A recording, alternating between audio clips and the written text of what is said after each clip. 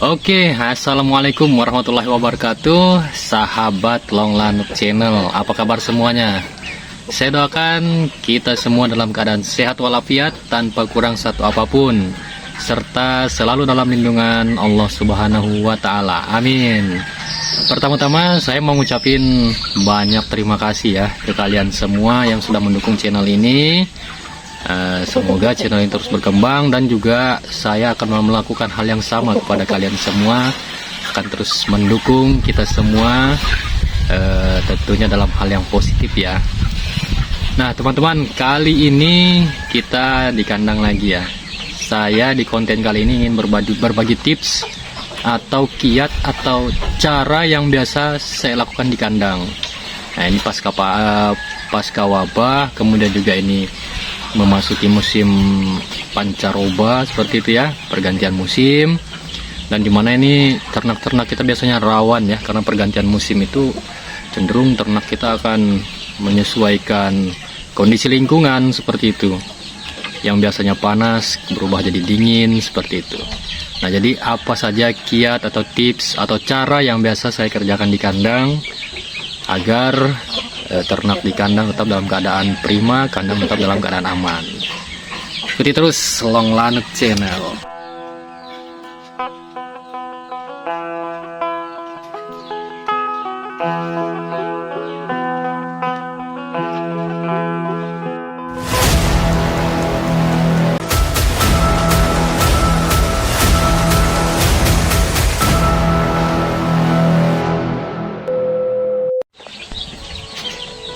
Iya, jadi ini ya, lagi-lagi saya memperlihatkan alat tempur saya kepada teman-teman semuanya.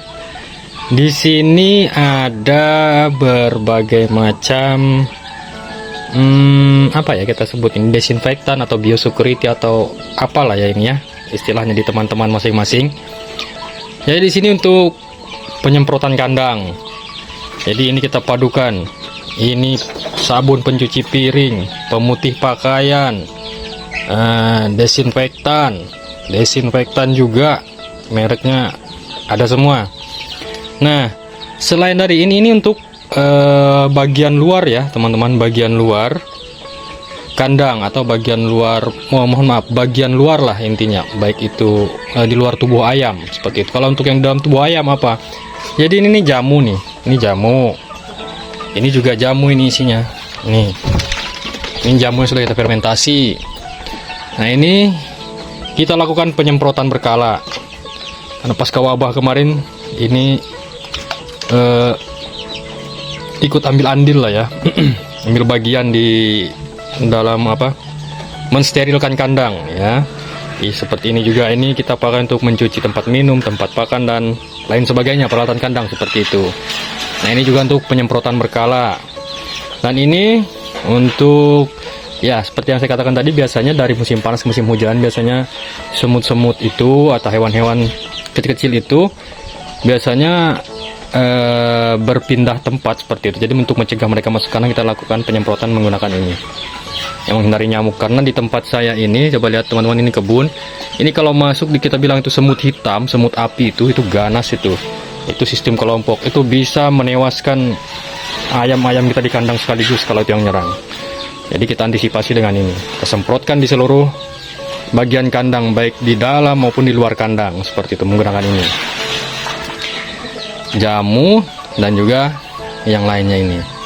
Nah selain dari itu kita juga punya ini, apa ini adalah kapur dolomit atau kapur pertanian. Kita mulai, itu tadi yang pertama ya persiapannya, sekarang kita lanjut yang kedua. Nah seperti ini nih teman-teman. Jadi di area kandang itu sudah kita siapkan, kita taburi kapur dolomit. Sekarang pertanyaannya, di peternakan kok harus pakai kapur dolomit? Kapur dolomit kan untuk pertanian. Cakep, pertanyaannya asik seperti itu. Jadi fungsinya kapur dolomit ini adalah untuk mengaktifkan mikroorganisme yang baik yang ada di dalam tanah. Kenapa harus diaktifkan? Kenapa harus dihidupkan dan ditambah mikroorganismenya? Itu untuk kesuburan tanah seperti itu. Kalau tanahnya subur, mikroorganismenya banyak, itu akan mempermudah dalam penguraian kohe, kotoran hewan atau feces seperti itu. Jadi kalau sudah mudah terurai, cepat terurai, otomatis ini nggak akan bau, karena musim hujan itu rawan dengan amoniak yang naik ya teman-teman. Karena pasti becek, nah kalau sudah becek payah udah. Jadi kita gunakan ini kapur dolomit. Seperti itu, cukup jelas ya. Tuh di sekitar kandang, terutama di bawah-bawah kandang yang ada kohenya seperti itu teman-teman. Selain dari itu juga, saya juga mau mengarah ke itu yang kedua, yang ketiga. Yang ketiga ini kita mulai masuk ke bagian dalam tubuh ayam seperti itu. Selain vitamin dan antibiotik, teman-teman juga perlu ada ini. Oh ada telurnya ya. Jadi ini adalah jamu yang kita campurkan ke dalam baik itu pakan maupun minum ternak kita. Nah ini telur ini sudah kita cuci kemudian kita rebus. Ini karena kemarin ayam Brahma kita tuh nelur cukup banyak, cuman ayamnya nggak selamat karena kena wabah, efek dari tidak vaksin. Ya untuk support protein dalam pakan ternak kita rebus, kita campurkan ke dalam pakan ini. Jadi fungsinya telur itu di situ. Bang kita rebusnya bersamaan dengan ini jamu-jamuan, karena nanti saya tambahkan ke dalam pakan ya teman-teman. Pertanyaannya apa saja bahan yang ada dalam sini yang kita rebus? Oke, langsung kita tunjukkan. Jadi sebelum saya tunjukkan, saya tuh pengen bersyukur ya, saya berada di tempat yang luar biasa ini, karena masih ada tanah-tanah kosong apa yang bisa saya pakai untuk bercocok tanam seperti itu. Nah, kita langsung ke bahan-bahan apa yang saya gunakan untuk jamu agar tetap menjaga kesehatan ternak-ternak saya. Kita mulai yang pertama. Di sini ada apa ya ini? Temulawak. Ya, ini temulawak. Jadi temulawak ini hampir mirip dengan kunyit. Cuman isinya beda, teman-teman. Ini isinya beda, manfaatnya juga berbeda dengan kunyit. Ada sih beberapa kesamaan, cuman kita ngambil manfaat yang lain daripada kunyit seperti itu. Nah, ini bekas kita taburin kohe ya. Kemudian bahan yang berikutnya jahe merah. Nah, ini saya bilang makanya saya sangat bersyukur saya ada di lingkungan ini, di tempat ini. Karena saya punya selain yang pertama tadi itu ada temulawak, ini juga ada jahe merah seperti itu. Kita lanjut yang berikutnya, kunyit. Nah, ini juga bahan yang berikutnya, kunyit ya, seperti itu. Kemudian yang berikutnya ada ini nih. Ada yang kenal? Ini adalah lengkuas, bro. Ini lengkuas. Juga kita tambahkan di dalam jamu-jamuan kita. Loh, teman-teman pasti nanya, ini lengkuas kan biasanya ada di rendang. Iya, ada di rendang. Tapi ternyata manfaat kuas ini adalah untuk mengatasi stres pada ayam. Stres ketika pergantian musim, seperti itu ya. Kemudian yang berikutnya, dan ini dia jagoan kita ya. Cuman tanpa teman-teman yang lain ini juga tidak akan maksimal. Ini untuk memicu nafsu makan ayam. Ini dia, temu ireng. Nah, jadi teman-teman bisa searching ya manfaat dari masing-masing tumbuhan yang kita gunakan. Eits, jangan dulu, tahan, masih ada satu lagi. Dan ini adalah bagian yang terakhir. Ada yang tahu teman-teman ini apa? Ini apa?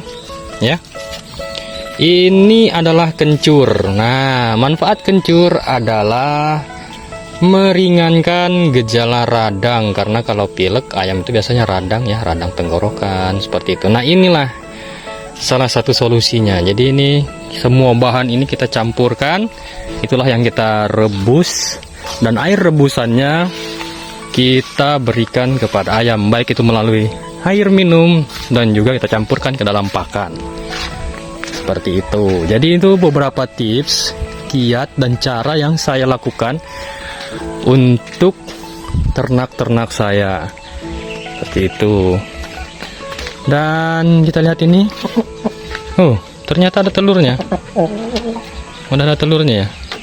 Tuh ada 2 telurnya, sana 1, sini 1. Alhamdulillah. Jadi ini nih kondisi ayamnya. Ada yang kita lepas, kemudian ada juga yang kita kandang seperti itu. Nih. Jadi ini nih ayam-ayam kita nih. Alhamdulillah ini masih selamat dari wabah. Seperti itu. Semoga wabahnya berakhir ya. Jadi ini ada calon pejantan KOB kita, KOB 1 tapi ya. Tuh, calon pejantan tuh. Itu. Di KOB kita akan kita silangkan dengan hasil silangan Brahma dan Bangkok. Kita akan silangkan hasil itu ke ayam KOB kita. Di sini ada hasil silangan. Nggak tahu sih ini kata pemiliknya ini ekor lidi, cuman dia lebih ke arah Bangkok. Kayaknya dominan genetik Bangkok, tapi nggak masalah.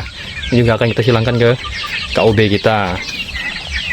Dan ini dia calon-calon indukan kita KOB 1 yang sudah hampir siap bertelur. Ini sudah usia 5 bulan. Besar harapan kita beberapa hari ke depan ini sudah ada yang mulai belajar telur. Karena kalau dilihat dari gaya-gayanya udah semok-semok, udah siap bertelur nih. Iya kan? Semoga lancar. Baik teman-teman, sekian tips cara yang biasa saya gunakan di kandang ya, dengan sedikit penjelasannya. Kalau ada yang kurang jelas boleh di searching seperti itu, mungkin seperti manfaat-manfaat tanaman-tanaman yang saya gunakan tadi. Nah, kalau mungkin ini bisa cocok di kandang teman-teman, silahkan dicoba, siapa tahu memang cocok seperti itu. Sekian dari saya akhiri dengan assalamualaikum warahmatullahi wabarakatuh. Salam peternakan.